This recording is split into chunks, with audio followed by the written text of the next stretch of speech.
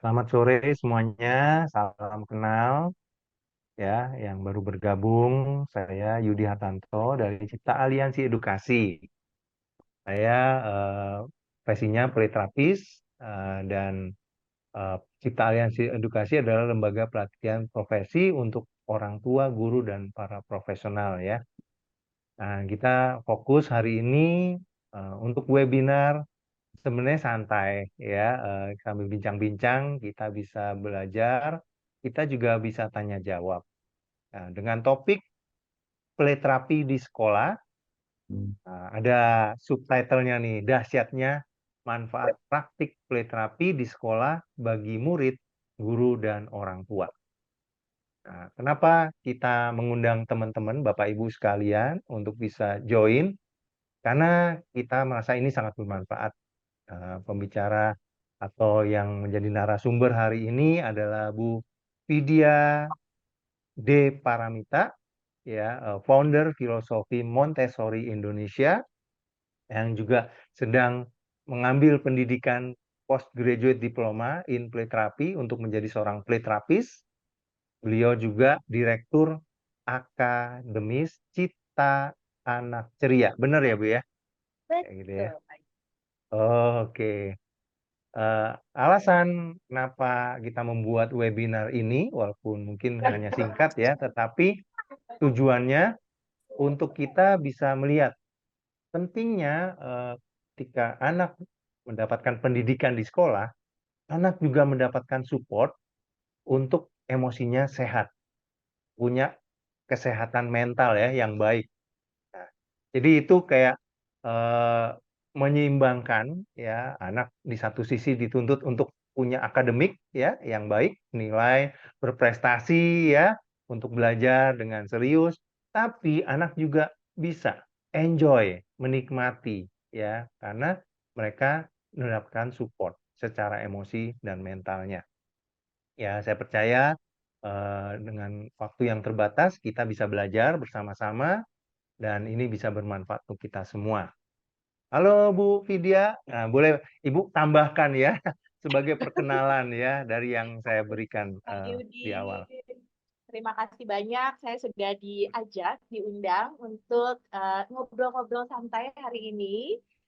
Senang banget, terima kasih Pak Yudi dan terima kasih teman-teman semua yang sudah hadir nih. Karena ini tadi Pak Yudi bilang banyak yang guru gitu ya, atau manajemen sekolah. Dan buat saya luar biasa sekali teman-teman semua mau meluangkan waktu untuk kita saling sharing, belajar bersama gitu di hari libur ini. Gitu. Jadi saya Vidya Dina Paramita, saya praktisi pendidikan anak usia dini. Saya juga mendalami Montessori. Lalu sekitar 1,5 tahun yang lalu saya mulai bergabung di dunia play therapy dengan mengambil program certificate gitu. Uh, Lalu menjalani perkuliahan, tugas-tugas, praktek klinis gitu. Dan mulai bulan lalu saya melanjutkan ke program diploma seperti yang tadi disampaikan oleh Pak Yudi. Gitu kira-kira. Salam kenal semuanya. Terima kasih ya Bu Vidya. Nah, ini kesempatan ya teman-teman ya, karena Ibu Vidya sudah belajar dan mempraktekkan ya. Tadi saya baru dengar kabar baik Bu Vidya sudah mengirimkan portfolio laporan akhir ya sebagai seorang terapis bermain, sudah bisa praktek secara profesional ya di sekolah, terutama fokusnya Bu Vidya, dan Bu Vidya melihat sendiri banyak klien yang dia bantu menunjukkan perubahan yang positif secara emosi, tapi juga mempengaruhi aspek-aspek kehidupan anak yang lainnya ya, dalam hal prestasinya, dalam akademiknya juga. Nah, kalau boleh di-share nih Bu ya, jadi eh, tantangan apa yang dihadapi oleh sekolah saat ini setelah melewati masa pandemi, Bu? Ya, Iya, pastinya Pak. nggak mudah ya. Betul, betul, betul. Jadi beberapa waktu yang lalu saya sempat berdiskusi gitu ya dengan seorang teman. Uh, Beliau sampaikan bahwa kenapa sih orang-orang masih ngomongin pandemi gitu? Pandeminya kan udah lewat gitu, udah berapa tahun lewat, kan udah selesai gitu ya, semua sudah teratasi gitu. Oh, oke, memang pandeminya sudah berlalu gitu ya. Masa-masa itu mungkin masa-masa mengerikan, menakutkan buat kita semua waktu itu mungkin sudah berlalu, tapi kita yang sehari-hari mungkin ya berhadapan dengan anak-anak, menangani anak-anak gitu ya, yang berada di lingkungan sekolah, baik itu sebagai guru, manajemen sekolah, ya orang dewasa di sekitar anak lah, itu pasti bisa melihat dengan sangat jelas bahwa dampaknya efek pandemi itu masih terasa sampai sekarang. Bahkan mungkin menurut saya mulai terasa gitu ya, mulai terasa dampaknya sekarang. Buat saya kemungkinan besar gitu ya, dari hasil observasi saya, sepertinya setidaknya ada 3 hal yang mempengaruhi gitu ya Pak. Yang pertama adalah karena kurangnya stimulasi. Gitu. Waktu itu kan kita cukup lama ya, selama 3 tahun gitu ya, kita tuh takut mau keluar rumah gitu ya, stimulasi anak itu pasti terhambat gitu karena fokus kita juga waktu itu bukan stimulasi kan ya, tapi kita sebagian besar di antara kita pasti berada dalam fase di mana kita tuh bertahan hidup gitu mungkin ya gitu. Jadi apa namanya, stimulasi itu pada banyak keluarga yang saya temui gitu ya, sependek pengalaman saya, itu menjadi bukan prioritas utama. Padahal kita tahu stimulasi untuk anak usia dini itu sangat penting gitu ya, sangat berpengaruh pada kognitif mereka gitu ya, perkembangan mereka, optimalnya perkembangan mereka. Jadi yang pertama kurangnya stimulasi, kita susah gitu anak main di luar gitu ya, panjat-panjat, lari-larian gitu tuh sulit sekali. Yang kedua adalah paparan gadget.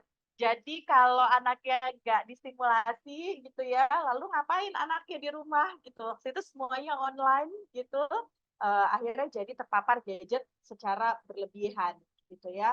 Itu tentu efeknya luar biasa. Banyak sekali saya temui anak-anak yang screen time-nya itu jauh melebihi batas yang dianjurkan, baik oleh DAI atau AAP gitu. Jadi efeknya kita terasa sekarang. Salah satunya adalah yang paling terasa anak-anak ini sulit fokus gitu karena terbiasa sama hal yang cepat gitu ya. Dan mereka juga secara emosi sulit menggali, mengenali emosi mereka sendiri karena mereka terabsorb juga sama emosi yang mereka tonton gitu ya, baik film, game, dan lain-lain. Lalu yang ketiga, yang buat saya juga nggak kalah penting adalah tingkat stres dan kecemasan orang tua yang kemudian menular pada anak gitu. Jadi nggak bisa dipungkiri juga waktu pandemi kemarin itu kita semua rasanya stres gitu ya.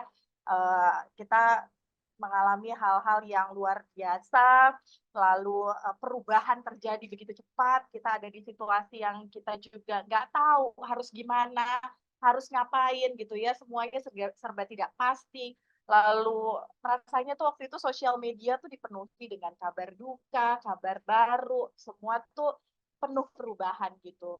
Belum lagi tingkat stres orang tua terkait kondisi ekonomi dan lain-lain gitu. Jadi yang tentu saja itu berpengaruh, berdampak pada kondisi anak gitu. Jadi kan anak melihat apa namanya, orang dewasanya gitu ya, orang tuanya di rumah dalam keadaan stres, kebingungan, ketidakpastian gitu. Tentu saja itu juga berpengaruh ke anak. Jadi saya rasa 3 hal itu, kurangnya stimulasi di masa pandemi, lalu paparan gadget berlebih yang luar biasa, dan yang ketiga tingkat stres orang tua yang kemudian tertular pada anak itu berdampak. Iya. Rasanya baru kerasa sekarang gitu ya Pak ya, kita menemui Hmm. banyak anak-anak yang punya kecemasan, kecemasan tinggi, lalu stimulasinya juga kurang optimal, Ya, konsentrasinya pendek, dan lain-lain. Kira-kira ya, itu ya. ya Pak ya. Jadi itu berdampak ke kesehatan mental emosi anak ya, Bu ya.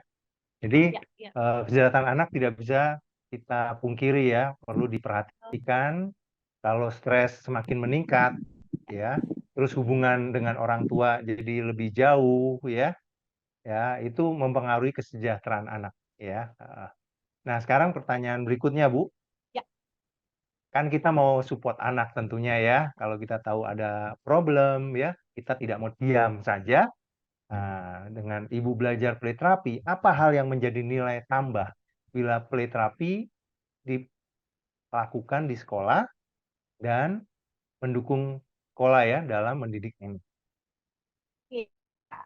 Kalau saya tuh membayangkan ya setelah melewati 100 jam ya perkuliahan gitu ya, sekian bulan perkuliahan lalu 100 jam praktik gitu, saya membayangkan betapa indahnya gitu, betapa anak-anak itu akan sangat terbantu gitu ketika di sekolah itu ada layanan play therapy gitu Pak. Kenapa? Karena akhirnya uh, kalau dari sisi orang tua juga mudah untuk berkoordinasi gitu ya, untuk saling berkoordinasi antara terapis, guru dan orang tua itu mudah dalam berkoordinasi kan beda ya kalau misalnya sebetulnya beberapa klien saya juga berasal dari sekolah yang lain gitu ya dan tapi terasa sih memang bedanya ketika saya bisa reach out guru gitu ya. Jadi saya bisa reach out guru, saya bisa dapat update dari guru tentang perkembangan anak gitu. Orang tua juga kan memang secara berkala kita ada petisi, ada laporan gitu dan anytime kita bisa ngobrol itu enak banget sih sebetulnya gitu. Jadi saya rasa akan baik sekali gitu ya kalau di sekolah itu disiapkan apa namanya layanan play therapy gitu Pak. Karena Iya, kalau iya, di tempat lain kan berarti kita mesti reach out gitu ya, iya, iya. gurunya gitu ya, cari waktu lagi gitu untuk ngobrol Hmm, sama guru, untuk lihat anak di setting sekolah seperti apa, iya. nanti dari orang tua di setting rumah gimana Hmm, gitu ya. Tapi kalau kita ada di satu lingkungan yang sama, itu tentu saja akan lebih memudahkan. iya, kayak terintegrasi ya. Betul, Layanannya ada terintegrasi. Iya, di sekolah, jadi komunikasinya lebih mudah, kerjasamanya juga lebih baik ya. betul. Dapat informasi ya yang untuk mendukung memenuhi hak anak ya, Ya, membantu anak mengatasi masalahnya ya kan. ya, ya, ya. Nah, sekarang kalau boleh sharing Bu, apa manfaat yang dirasakan oleh pihak sekolah dan guru? Ini untuk sekolah dan gurunya ya, dengan Ya. adanya play terapi di sekolah. Iya, jadi kan kasus-kasus yang biasanya memerlukan intervensi play terapi ini kan derajatnya beragam gitu ya Pak, dari yang ringan, sedang sampai yang berat gitu. Tapi saya lihat garis besarnya adalah biasanya itu ketika terjadi kesulitan, lalu kesulitan itu udah nggak bisa lagi kita tuh kasih tahu anak secara verbal aja gitu ya. Jadi apa namanya udah dinasehatin, udah dicoba cara A, B, C, D gitu ya, ternyata tetap butuh intervensi yang lain gitu misalnya, yaitu, salah satunya ya play therapy gitu ya. Nah, ketika dan rasanya hampir 100% ya, klien yang saya tangani itu yang utamanya ada, gangguan atau masalah perilaku, sorry masalah emosi gitu ya, terkait sama masalah emosi. Nah, ketika, guru nih udah berupaya gitu ya di kelas gitu, misalnya saya ambil contoh sederhana, anak yang, apa namanya, secara waktu berpisah sama orang tua tuh sulit sekali misalnya, clingy banget sama orang tuanya, susah, padahal kayak kalau udah mulai belajarnya sih udah gitu ya, tapi setiap pagi gitu, itu pasti ada drama dulu nih gitu ya sama orang tuanya gitu, kesulitan berpisah dengan orang tua di pagi hari gitu misalnya, atau ada anak yang, ada masalah. Beberapa klien saya itu punya masalah sensori, Pak, gitu ya. Jadi untuk eksplor sensori itu, eee, sulit sekali gitu untuk dia. Itu kan kayak misalnya guru udah berusaha memastikan bahwa ini aman buat kamu, kamu nggak perlu khawatir berlebihan gitu misalnya ya, ibu aman di sini, kamu boleh coba ketika kamu siap dan lain-lain gitu ya. Prosedur itu tentu sudah dijalankan gitu ya, tapi anak tetap ketakutan, tetap merasa nggak aman dan lain-lain. Atau beberapa kasus juga misalnya anak tuh takut banget berenang gitu ya. Jadi itu kan juga semua cara udah diyakinkan, udah dilakukan gitu ya, diberikan rasa aman dan lain-lain. Tapi kok tetap ya masih belum gitu ya, masih masih ada nih. Terus juga misalnya anak yang tiba-tiba tantrum gitu ya. Beberapa saya ada anak baru masuk gitu ya, usianya udah 5 tahun, 6 tahun gitu, tiba-tiba tantrumnya luar biasa gitu ya. Itu kan semua pendekatan yang sesuai standar sudah dilakukan gitu, tapi ternyata itu memang masih menjadi masalah. Nah, dengan bantuan play therapy gitu ya, ternyata masalah-masalah itu bisa teratasi. Dan yang menarik Pak Yudi, ini seperti yang saya sudah share Iya. mungkin ya ke Pak Yudi. Mm-mm. Yang menarik, jadi kan kalau di play therapy ini teman-teman, sebelum mulai itu kita akan bikin 4 goal gitu ya. 4 goals yang dalam episode ini akan kita upayakan untuk kita capai gitu ya. 4 goals ini apa aja. Dan yang menarik adalah rasanya hampir 100% ya. 90 sampai 100% klien yang saya tangani itu eh, ada goals yang lain yang ternyata juga ikut tercapai gitu. Salah Iya, satunya iya. adalah akademis. Ini menarik sekali sih buat saya gitu ya. Tapi kalau kita pelajari teorinya bahwa ketika anak juga sudah merasa aman, didengar, merasa kebutuhan emosionalnya terpenuhi gitu ya, ya tentu saja otak canggih anak gitu ya juga bisa diakses dengan baik. Jadi guru-guru melaporkan apa namanya kemajuan yang signifikan di area akademis Pak gitu ya. Jadi anak-anak Iya. yang sekolah saya kan sekolah anak usia dini gitu Mm-mm. ya. Jadi anak-anak yang tadinya nggak mau pegang aparatus Montessori gitu ya. Kalau di jam Montessori itu dia keliling aja di kelas atau cuma Hmm. diem aja ngeliatin teman-temannya gitu ya. Sekarang tuh setelah melewati sesi-sesi play therapy itu jadi lebih aktif, lalu lebih Iya. ingin terlibat dalam kegiatan di sekolah gitu ya. Terus juga tiba-tiba gitu ya, itu kan magical things ya di play Mm-mm. therapy Mm-mm. gitu ya, itu mereka juga menunjukkan keinginan yang sangat besar untuk belajar gitu. Jadi Wow. Oke. iya Pak, jadi menarik banget sih Bapak kalau mungkin nanti kapan-kapan main gitu Mm-mm. ke Iya. Cita Anak Ceria di Bogor Iya, teman-teman iya. juga akan lihat gitu bahwa anak-anak ini kok tiba-tiba tertarik sama huruf dan angka, Iya, lalu iya, iya. tiba-tiba mulai menunjukkan ketertarikan untuk belajar baca gitu ya, untuk berhitung dan lain-lain gitu. Jadi tentu saja itu juga akan membantu guru kan di kelas. Iya, iya. Kira begitu. Wow. Jadi ternyata anak yang kita bantu, tetapi yang merasakan manfaatnya guru dan sekolah juga ya. Karena Iya, upaya sekolah ternyata juga cukup banyak ya perannya untuk memberikan rasa aman ya.